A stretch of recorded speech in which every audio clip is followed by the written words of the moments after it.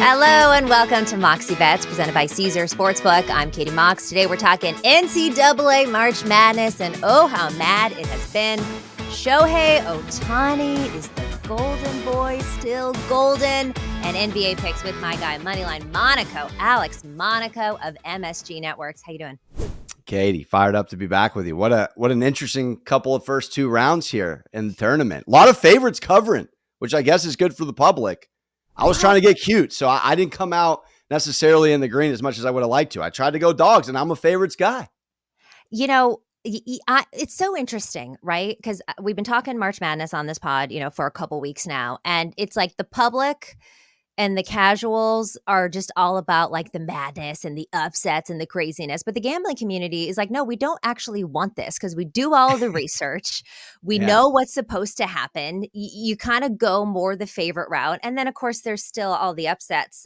In fact, Alex, there have been 7 upsets through the first 2 rounds of this year's tournament, all coming in the first round. Number 13, Yale 78, number 4, Auburn 76.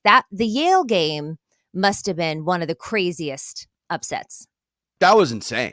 Bruce Pearl, top 5 beard in the game, by the way, must be just beside himself. I mean, my San Diego State Aztecs, shout out Dutcher. I mean, the upperclassmen, Trammell, Butler, and Ledee just handled it. But yeah, that was one of those fascinating kind of, college basketball when we watch, we bet the NBA night tonight. Yeah. This is such a different game, same sport, but just such a different game from an effort standpoint, from a shooting standpoint. I mean, what is there? 1.5, 2.5 guys over under per team that can knock down a jumper. Yeah. I mean, so yeah, you gotta be patient. And then as you gotta be somewhat polite in the betting community. If you're losing real money on these teams, they're kids. So it's like, understand you're betting on 20-year-olds. And the thing is that like with the what is it called now that they get paid? Why am I blanking on what the NIL?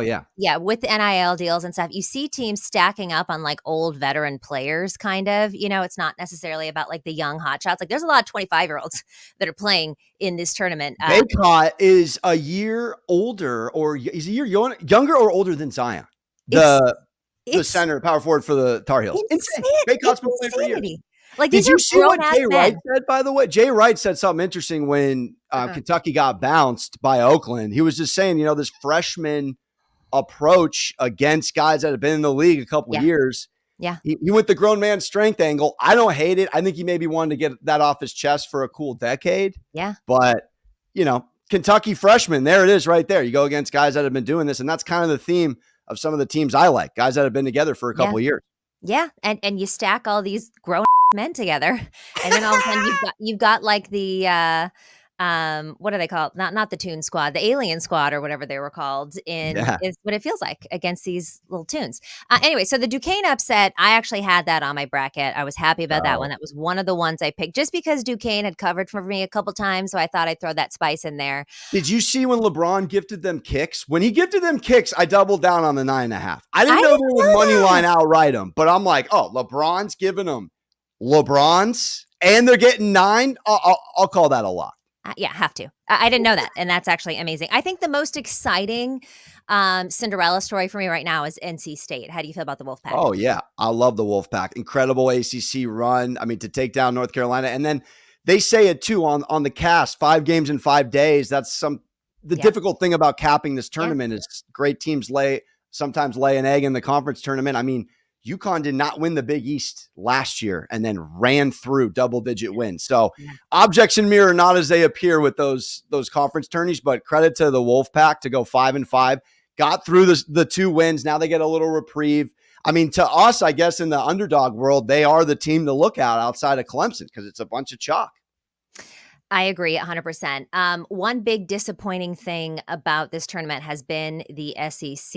They had massive expectations coming into this tournament. Just 2 teams left standing out of the 8 that started. What do you think is going on in the SEC? I don't know. This is fascinating. This is, I don't know, the Nick Saban I'm giving up on new school coaching effect.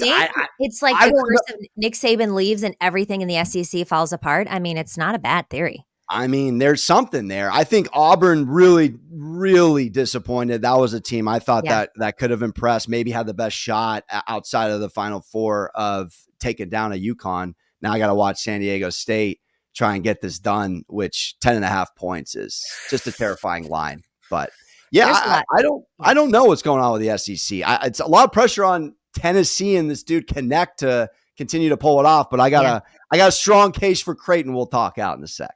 Okay, can't wait to hear that one. But who's doing quite well? The ACC and the Big East have a Mhm. combined 7 teams in the Sweet 16. And still, when you look at this Sweet 16, it's pretty chalky, which doesn't always happen. All 4 number 1 seeds are in the Sweet 16. This has only happened 4 times in the past 14 tournaments. Do you like to see a lot of the chalk moving forward, or how do you feel about that?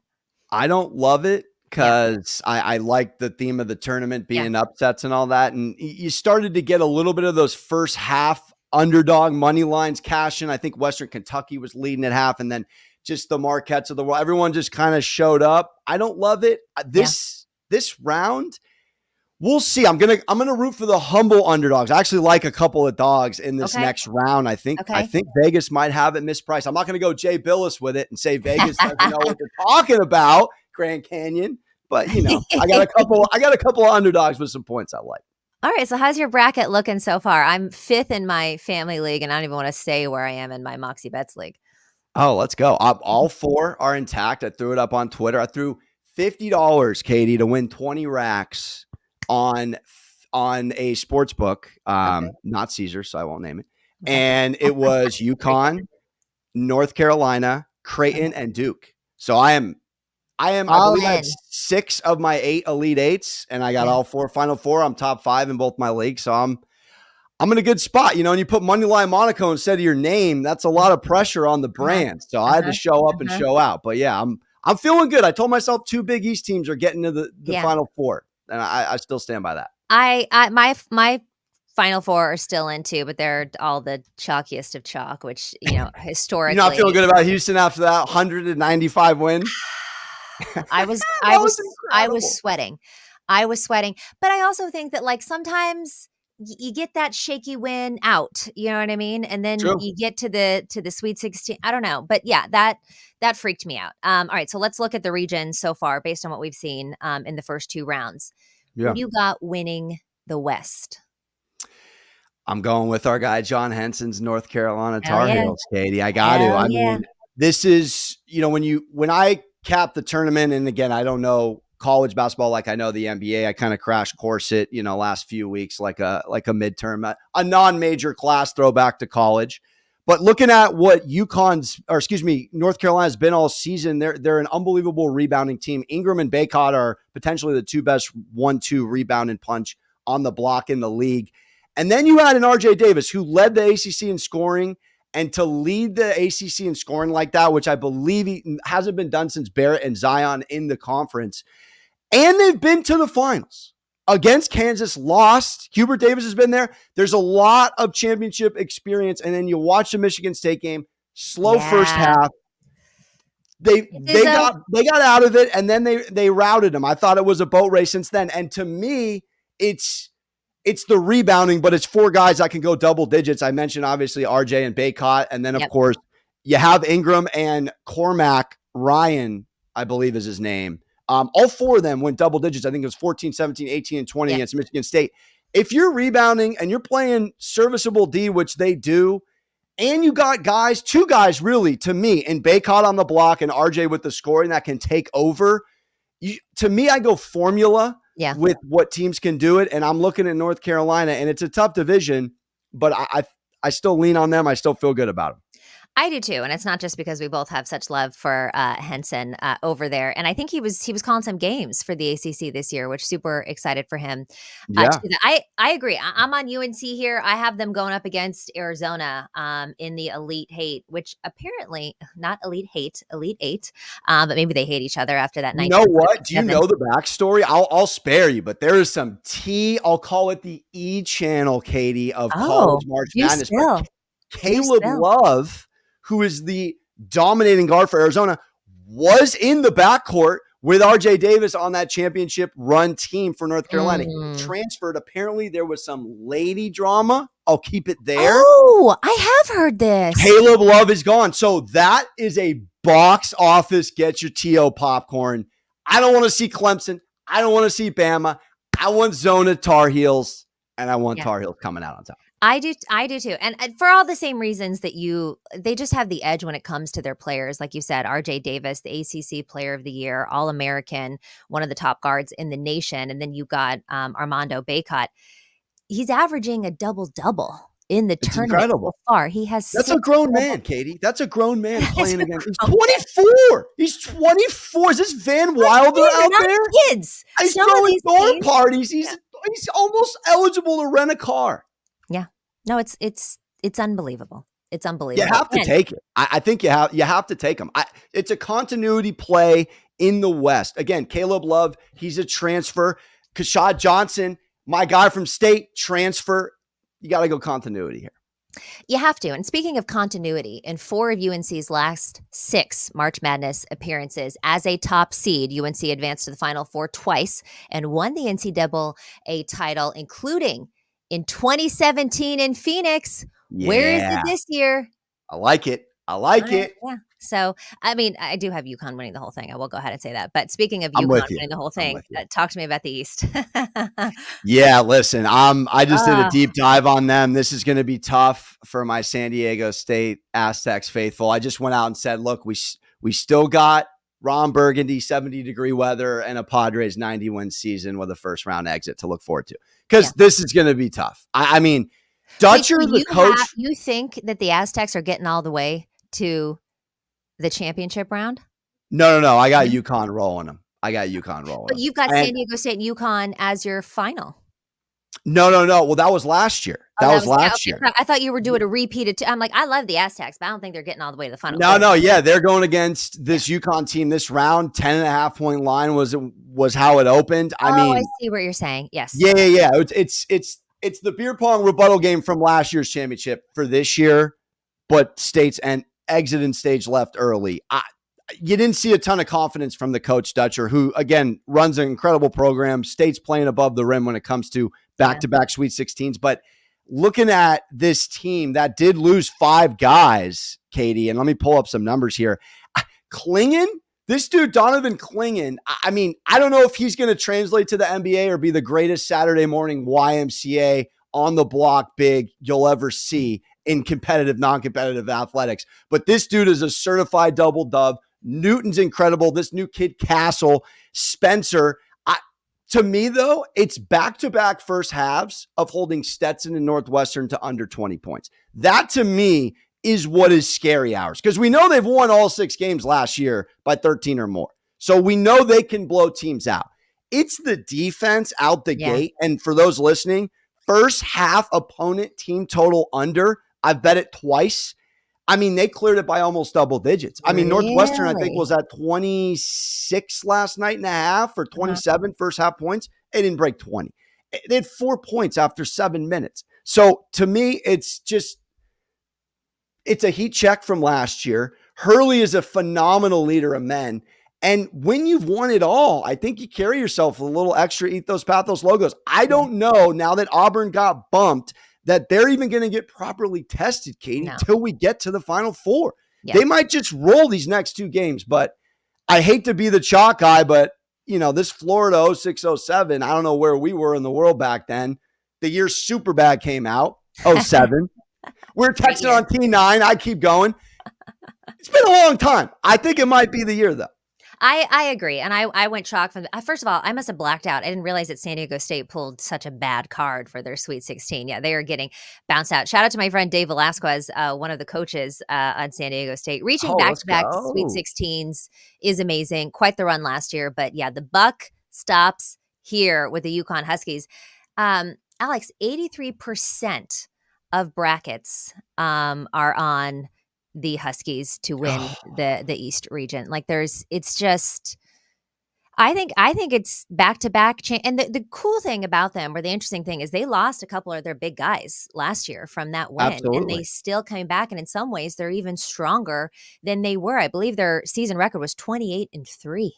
They only lost Incredible. 3 games. They're dominant on both sides of the ball, particularly on defense, which is why that stat that you brought out about the first half unders for the team totals going up against UConn is something that I'm definitely going to tail. So yeah, same. Yeah. Finally, we get a little bit different here on who we Yeah. won. Of course, I'm going chalk with Houston, which gave me quite the sweat yesterday, but I still do like them to come out of the South region. When I was looking at the brackets, about 43% of brackets have the Cougars emerging from the South. What I like about them is they've got home court advantage heading into the next couple rounds, Sweet 16 and Yeah. Elite 8, because the games are going to be played in Dallas. And I do think when you've got a home crowd or that kind of advantage, it matters a lot to the kids and the 24 and 25-year-olds. Yeah, absolutely. I'm genuinely concerned, though, Katie. I saw Sampson's body language, head coach for the Cougars. His hands were up. He was breaking Wedding Crashers rule number 6, drawing attention to himself in a negative way. Every corner I turned. And I had A&M money line, and with the 8.5, thank goodness they still covered, lost by 5. But I'm genuinely concerned with this Houston offense being able to go toe-to-toe, kind of like they were tested in the second round. They can't foul everybody out. You got to have players. This is true. And here's the thing. I'm looking at the numbers. Duke is 60th to Houston's 192nd when it comes to points scored. They're 41st to 165th points per game. And the Dukies are 24th in field goal percentage. And I'm sorry when I tell you that Houston is 239th. I had a B- dad joke. There may be a crier out in the shed, LJ Crier, Jamal. Someone is going to break tears here because the Dukies, and again, I watched them. I don't think anyone had on their bingo card 93-55 over James Madison. That was kind of an underdog darling for some teams. And they looked good against Wisconsin. That wasn't close from the jump. McCain, 30 points, 8 threes, taking Austin Powers' bow. Filipowski, the best dodgeball name in the neighborhood. Proctor, Roach, Mitchell. They got 5 guys in double figures. I think it's because Coach K's gone. Can Shire do it? Yeah. They never are a 4 seed or more in this spot. Matter of fact, I got it here. I don't think they've even gone past, let's see, only 5th tournament since the 1987 year where they've been a 4 seed or worse and never got past this round. I just think A&M, key number here, shot 62% from the free throw line against Houston. That ain't going to happen with the Blue Devils. I'm just concerned, a little bit of burnout.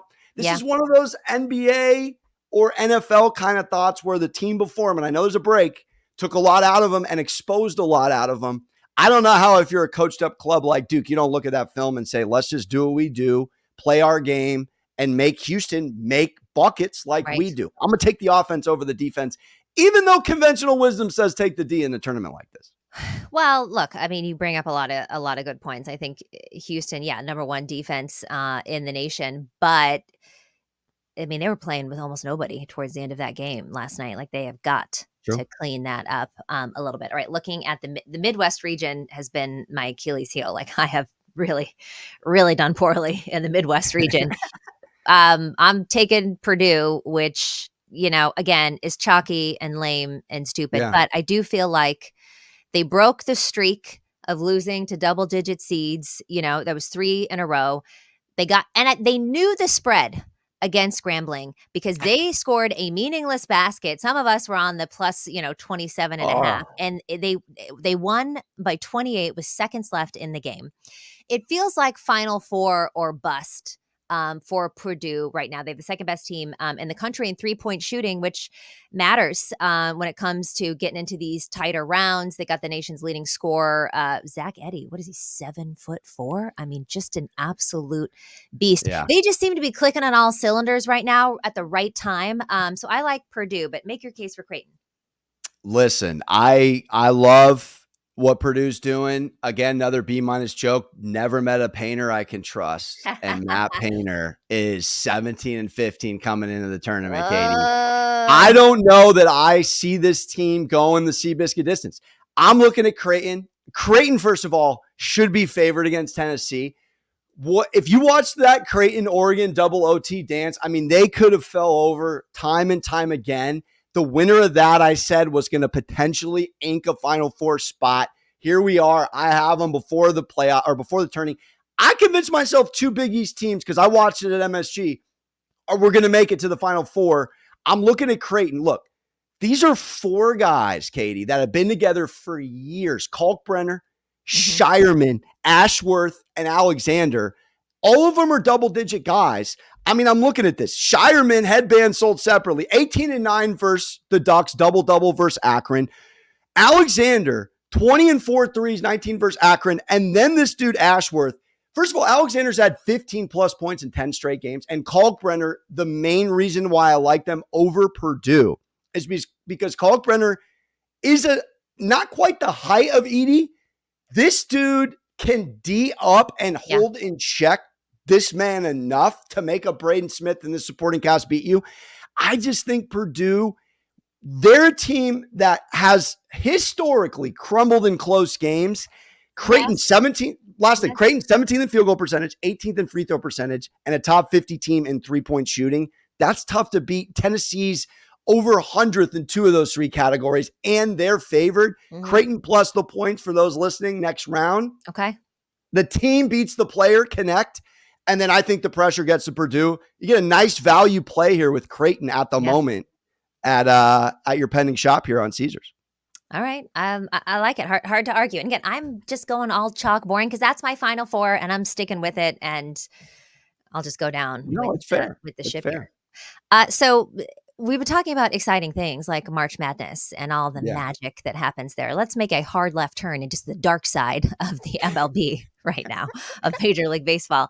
Shohei Ohtani, the golden boy of Major League Baseball, the next Babe Ruth, the highest paid athlete in American sports, I believe, of all time, is in some hot water right now for there's an incident that's happening. His participation in this incident has not been confirmed at all. There are a lot of things being alleged, but his interpreter right now has been fired from the Dodgers for stealing money from Ohtani after it was initially reported that Shohei paid off his gambling debts, not his interpreter's gambling debts, not his own, $4.5 million in wire transfers from Ohtani's bank account to a bookmaking operation that is under federal investigation. And as two California kids, we know there is no legal sports betting in the state of California. So if you're doing it there, you're either offshore booking it or you're doing so illegally. Now, we've seen different stories come about this, Alex, in the span of 2 days. First, it was saying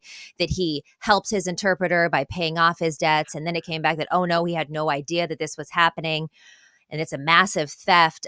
Something stinks here, Alex. We're gamblers. We know. I know. Katie, this is one of those I don't want. Is Santa Claus not real? I don't want to know. And I'm half Jewish, and I still don't want to know if Santa Claus isn't. This is I'm so nervous about the truth coming out. I know. I don't want it to be true. Again, I used to film a betting show at Mandalay Bay before all this took off. Pete Rose would sit there at 11 in the morning in the sports book by himself. I'd talk with him occasionally. Nice guy. And I would think to myself, I hope something like that never happens again. Yeah. And here we are.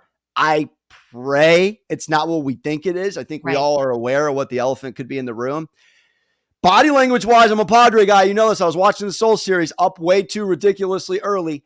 I'm a little concerned body language wise if they were really running something that they were in such a happy-go-lucky mood in game one before all this happened, before game two. And I hear their wives were hanging out in Seoul, Korea as well. Does that sound like someone saucing someone? Or does that sound like a guy setting a high off ball screen for someone trying to throw an alley? I don't know. I hope it's not true. I really hope it's not. This is LeBron, Mahomes running something. This would be like Patrick with Jackson running something, or like LeBron and Rich or LeBron and Mav, and then we're talking about this, but globally. What do you think? I'm nervous. Well, I feel the same as you do. I mean, Shohei Ohtani right now is the face of not just Major League Baseball, but global baseball. Oh yeah. And I don't think we realize how big he is globally. Yes. In the pre-show, we were talking about this and him in Japan and how everywhere you turn, it's Ohtani everywhere. And the news right now in Japan. And again, like, I don't know if you've spent time in Japan, but one thing that I really love about Japanese culture is that they are extremely respectful.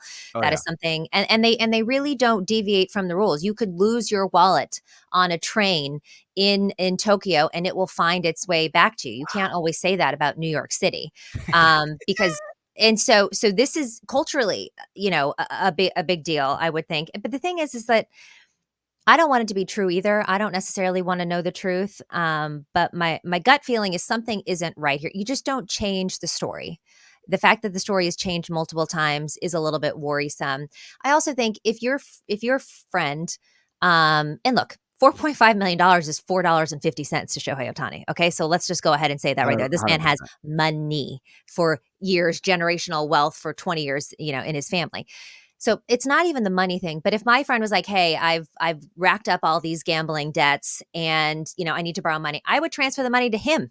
I would give him the money for him to pay off his own gambling debts. I'm not transferring money directly to the book. That doesn't make sense. I'm nervous, Katie. I'm nervous. How do you think this plays out? I will say, there's a press conference slated for this Yeah. afternoon. Likely that press conference will happen before this podcast is post. He's going to talk for the first time. I don't think he's going to say anything. I think he's going to, plead the fifth, or whatever the equivalent is in this press conference. What do you think? Yeah. I think we have a much larger issue, which is if this isn't protected properly by the league and Rob and everyone on the commissioner, on that side with operations with baseball, we're talking about a serious. I mean, again, there are people in our community that are convinced that there are athletes betting plural in Oh, multiple sports plural, not necessarily on their sport, but they're just betting. And this is a little dicey. And I think all leagues need to come together. Different leagues have different rules. Like, I don't know this. I haven't checked into it, but like NBA guys can bet on the NFL. NFL guys can't do that. Like, they need to get this down so ironclad. You saw it with the Reese Davis comment the other day with Aaron. Like, you just can't joke in the betting space, whether it's tongue in cheek, whether this is almost a lesson for everyone in betting, whether you're on the advertising side, the content side, the betting side, to just hopefully get this right. Because if they don't get this right, this is the beginning of many, many problems off the field. yeah. I mean, this could be definitely the biggest scandal American sports has ever seen. Do you think that he should be suspended? And what do you think that athletes should be? I mean, I think they should be allowed to gamble on other sports. I understand not gambling on your own sport because you clearly Yeah, have I some kind think of insider knowledge there. I think it's got to be really regulated and regimented. Maybe there's a handler, like maybe so you don't have I don't know, Yeah. Deontay Johnson gamble like as your DraftKings name or what. I don't know. You just like do it some sort of tasteful way. I don't know. This is above our pay grade for sure. Yeah. I don't think he's going to get, to answer the question, in any kind of trouble because I think they have to cover it up. Whether he was guilty or not, this has got to be a slap on the wrist because of who he is. Again, if it was Calvin Ridley, it's a story. It's not a non-story, but it's not. I mean, again, this is LeBron and Mahomes. Are we going to allow LeBron and Mahomes to come out with it? They can't allow it. It will ruin so much so soon. And there's so much money on the line. Fortunately, this is a business move. And they're going to have to protect us and keep Mickey Mouse's head on here. And no one, like, we can't know the truth. We cannot know if he's betting. If we know he's betting, we're in trouble. We're in trouble as a gambling community, Katie. Yeah. Yeah. I think about the things that have rocked baseball in the past, and they've done the juicing. Obviously, the juicing of the 90s was kind of the biggest thing. So many people can't get into the Hall of Fame now because of it. There's, of course, the big argument about that. Is this with Shohei Ohtani? Do you think that it affects his legacy? Let's say this goes down and he gets more than a slap on the wrist, or somehow it's found out that he was doing this. Does this affect his legacy in the way that we talk about Shohei Ohtani? Like the way we talk about Barry Bonds now. Yeah, I mean, he's in his prime. He just signed a decade deal. Again, this is like This is so intense if he gets caught. I don't know how you don't look at him differently. I don't know how. I mean, betting the Dodgers, betting Ohtani props, looking at the integrity of the sport, looking at again, we do put athletes on a pedestal 9 times out of 10 in our culture. They are just like us. This is though, you see it. Betting, this is a whole nother conversation, but betting, you have to protect your mental as well. And if this is a dude that's betting, probably have to look after his mental well-being as well. But that's a whole nother conversation. The first thing that's first is that the MLB nips us in the bud. Unfortunately and fortunately, he doesn't speak English. So he's going to be able to get out probably in this presser of a lot of otherwise full court press questions. I think he speaks English more than he lets on, by the way. I mean, I'm just saying it's an interesting out if he needs to get out of a full court, and then who's translating today? That's a Larry David question. I can't answer. Not the guy that allegedly stole $4.5 million. On that note, we are going to take a quick break here. We're going to cleanse the palate a little bit from the dirtiness that's happening in MLB and talk making money in the NBA. I'm here with Alex Monaco. Don't go anywhere. Why should you bet with Caesars Sportsbook? 2 words, Caesars Rewards. Every bet brings you closer to the type of benefits only Caesars can offer. Hotel stays, VIP experiences, sports and concert tickets, and more. It's not just an app, it's an empire. 21 and over must be physically present in Arizona, Colorado, Illinois, Indiana, Iowa, Kansas, Louisiana, Maryland, Massachusetts, Michigan, Nevada, New Jersey, New York, Ohio, Pennsylvania, Tennessee, Virginia, West Virginia, Wyoming, or Washington, D.C. Sports betting is void in Georgia, Hawaii, Utah, and other states where prohibited. Know when to stop before you start. Gambling problem, Illinois, Maryland, New Jersey, Ohio, Tennessee, Virginia, West Virginia, Pennsylvania, affiliated with Harris, Philadelphia. If you or someone you know has a gambling problem, crisis counseling and referral services can be accessed by calling 1-800-GAMBLER. That's 1-800-426-2537. Or in Maryland, visit mdgamblinghelp.org. Or West Virginia, visit 1-800-GAMBLER.net. Arizona, call 1-800-NEXT-STEP. Colorado, D.C., Nevada, Wyoming, Kansas, affiliated with Kansas Crossing Casino. Call 1-800-522-4700. Indiana, call 1-800-9-WITH-IT. Iowa, call 1-800-BETS-OFF. Louisiana, call 1-877-770-STOP. Licensed through Horseshoe, Bossier City, and Harris, New Orleans. Massachusetts, if you or a loved one is experiencing problems with gambling, please call 1-800-327-5050 or visit gamblinghelplinema.org for 24/7 support. Michigan, call 1-800-270-7117. New York, call 877-8-HOPE-NEW YORK or text HOPE-NEW YORK 467-369.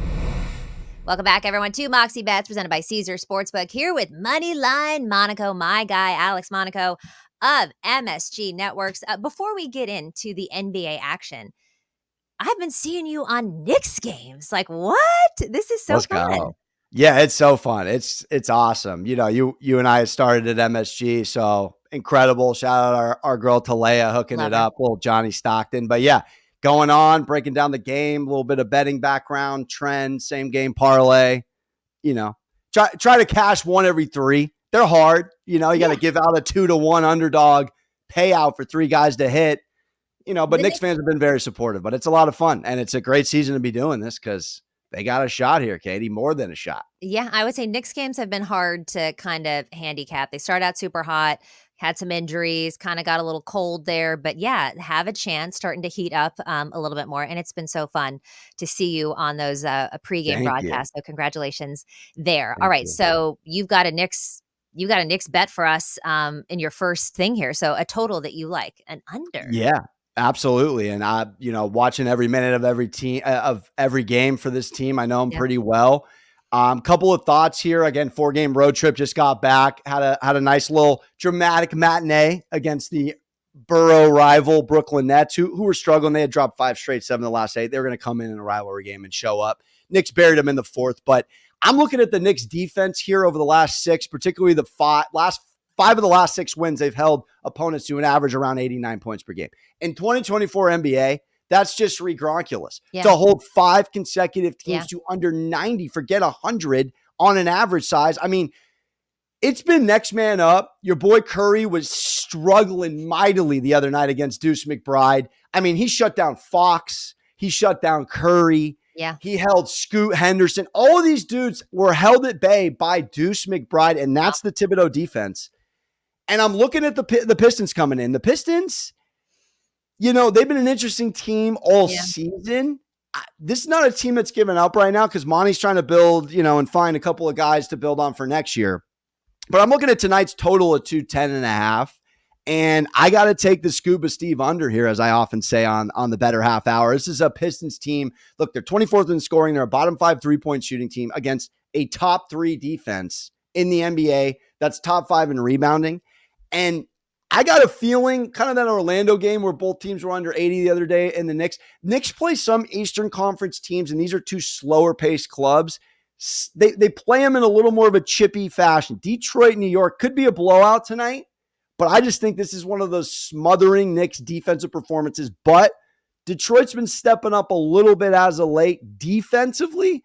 I'm going to go under here. The safest bet would be Detroit Pistons team total under. But I think the Knicks still, could be like a similar 105-93 type win over the weekend, which would clear the under.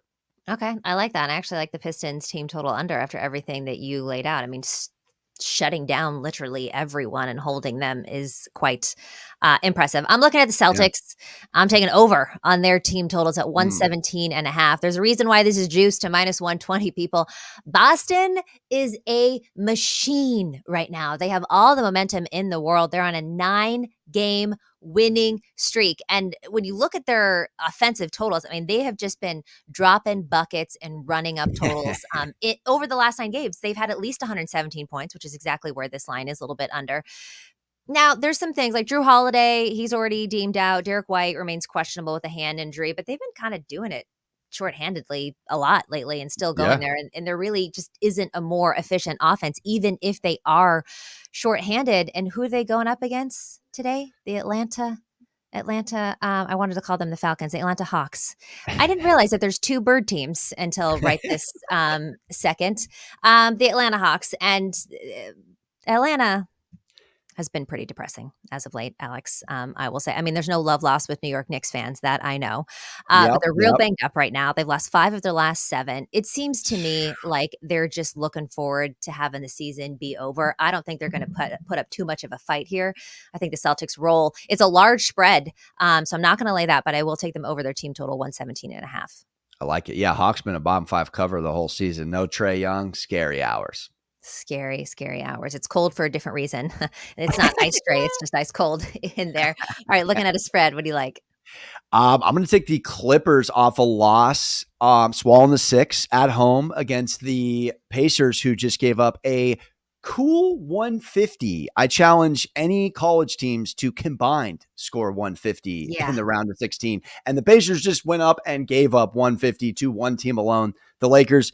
I don't know what's going on in Indiana. Carlisle, the Jim Carrey doppelganger, he's losing his mind. He does look like him. I've been saying it for years. I've been saying it since he was on the Mavs. I don't know why he doesn't get more shout. He should be double downing on that. Jim could have some fun with that too. Put a Hawaiian shirt on him, please. Oh my God. I digress. Yeah, but this is a Pacers bottom 4. I got a sneaky stat. This is a really good play. The Pacers are a bottom 4 team straight up on back-to-backs, and the worst cover against the spread in the league on back-to-backs. That is 2-10 straight up and against the spread on back-to-backs. No bueno. Just gave up 150. You go back to the Clippers against the Pacers earlier this season. Ironically, little numerology shout out, posted 150 on the Pacers, and it couples with my prop of who I like to dominate this one. But the Clippers are 16-9 off a loss. And again, you got a Pacers team playing no D. Yeah. And you got the big 3 for the Clippers. I'll swallow the 6. I like it. 2-10 back-to-back straight up. That's bad. That's a trend that you absolutely follow and do not go against. I talked about how the Hawks are banged up and have no fight left in them. The Grizzlies are also banged up and have nobody playing with them, but this team still has a lot of fight in them. So even though they're going up against the Nuggets, who very likely could be the champions again this year, I'm going to go ahead and grab the 15 points with Memphis. And look, obviously the Nuggets could very easily just demolish the Grizz here tonight. Like, nobody's arguing that potentially that's a real potential of happening. But you got Jokic and you got Murray, who didn't play on Saturday. They're listed as day-to-day. So maybe they play, maybe they don't. But when you look at this Grizzly team that is mathematically already not moving on into any playoffs, like, this is the perfect game to rest Jokic and Murray. I wouldn't be surprised if they absolutely do not play this game, or they just continue this kind of cruise control that I feel like the Nuggets have been on over the last couple games. They failed to cover 3 of their last 4 games. And again, this Grizzlies team, even though they have been eliminated from the postseason, they've covered 3 of their last 4. And you're going to give them 15 points? I like it. Listen, they're scrappy team. Bane's still back. Get a little bump up there. They've been playing against the spread actually somewhat impressively this season and playing to the under, doing the best they can. Coach Taylor Jenkins out there. It's been decimating injuries, but yeah, I'll take the points with you. I like that all day. I love it. All right, looking at props tonight. This is just purely vibes. I'm going on this vibes and value. Kyrie Irving over 5.5 assists. You can find this at plus 120 with our friends at Caesars. And again, just vibes. Like, Kyrie has come out saying that he thinks that the Dallas and the Mavericks could be his like forever home. The locker room is vibing. You got Luka and Kyrie dominating together. I just think this is a happy guy, and he's happy to pass the ball a lot. You look at he averages over this mark against the Jazz, about 1 more assist per game over this mark in 12 games total, and he had 7 assists in the last matchup, which was just on March 21st. You give me a happy Kyrie who loves his locker room at plus 120 to help people out. It's the vibe I'm going for. Listen, all he did was want a team to send him the proper meals during Ramadan, like the Dallas Mavericks are, showing him a little TLC, supporting him on the road. I like it. I think that's a great play. I'm gonna go back to that Clippers Pacers game. I like James Harden over 2.5 threes. I like James Harden 4 and 5 threes. 5 threes pays 7-1, depending where you shop. But listen to this: 35 versus the Pacers last game, 8 threes. Katie's had 8 threes one time this season. It wasn't Indiana, 8. But you're getting a James Harden off a trolling at the beer pong from 3-point land last game. Didn't ink a threes. Had kind of a humble last 3 games of scoring. This is one of those moments you want to back Harden. I was thinking over PRA. I'm going to take him off a humble moment here. Last time he went over, he inked 5 threes the next game. He's hitting 3 threes tonight. This is one of those I do him sometimes, a little Bob the Builder, 3 threes, 4 threes, 5 threes. Yeah. If he hits 3 threes, you at least get your money back. You could go full unit, half unit, quarter unit. I like it tonight. Look for Harden to ink it from 3. And 12 points against the ex-Philly. It was in his feelings a little bit last game. Now he gets to play against a team that plays no defense. And as you heard last segment, bottom 2, bottom 4 cover. All right, I like it. I'll tail that with you. All right, the time has come for your Mox Lock, the one thing you're absolutely taking to the window, and I will say my lame one. Give me the UConn Huskies to repeat. It's at plus 210. If you grabbed it before the tournament, it was at plus 400. I've been preaching it all this time. Like you said, there's something in the air. It feels like 2007. I like UConn to take the whole damn dance. What's your Mox Lock? I like it. I'm going to go much more humbly here. Just a little P plus A on the Jalen Brunson prop shop tonight. I'm going to take him over. He averages 27 and 6.5, so 33.5, right around the number. But this man averaged 36 points per game on the 3-1 road trip. Katie, he is just the 4th Nick ever to go back-to-back games of 40 plus. He had a very difficult time shooting on Saturday, just 7 of 24 for 17. That is well below Brunson's standards. All 4 games on the road, he had double-digit field goals. He's going to get double digits tonight. Again, Pistons D, nothing to write home about. Brunson typically does not have bad back-to-back shooting nights. I like him. Again, he's gone 35 plus in a ridiculous fashion here over the last 10 games. He's a scoring machine. They're still shorthanded. No OG, no Randall, no Mitch Rob. They need guys to step up. Brunson off a humble game. I like him to go over that PR. When it comes to Knicks players, I'll go ahead and just trust you because you are locked in.